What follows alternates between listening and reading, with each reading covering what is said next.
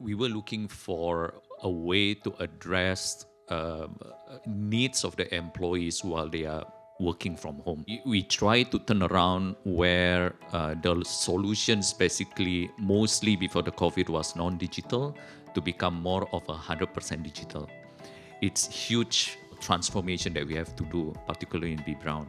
It actually doesn't start from HR solution. The whole thing when COVID happened, we were forced to actually looking for a customer solution because we are a medical device company, pharmaceutical company. But in 2020, 2021, none of us were allowed to go to the hospitals, right? And our bread and butter is basically to have those connections with the doctors and with the medical practitioners and be able to give them the appropriate training of how to use our devices and the new technology.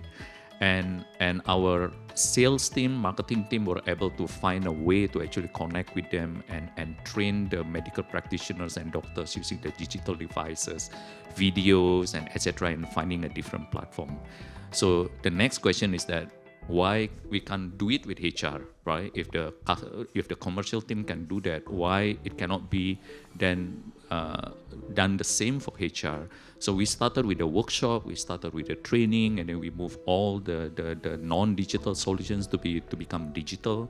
It comes to a point that we also have to take care of the well-being of our employees, and then we thought that training itself doesn't help. It has to be certain a way to actually be more personalized, be more customized when it comes into the program with the employees. And the next question would be why we cannot bring coaching digital, right?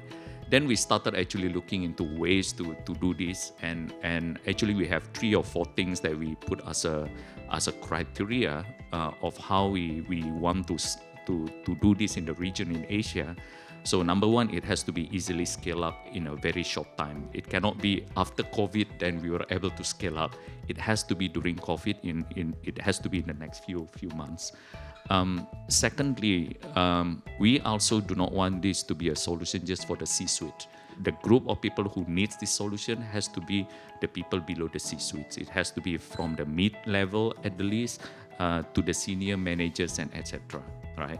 And thirdly, during COVID, everybody concerned about the cost. So cost is also have to be something that we also need to consider if we want to scale up from the North Asia to the Pacifics, and it has to make sense to the countries in between. So to that respect, we thought that this kind of digital platform like CoachHub was able to actually meet those criteria, and then we just, the rest is history. We just move along with the implementation 12 months ago or 9 months ago with CoachHub in Asia. The work-life balance doesn't start with the work sometimes, it could start from the life. So we have to give that kind of freedom to the colleagues. Coaching is not only about addressing one aspect of your work, but it's also addressing for every aspect of your life.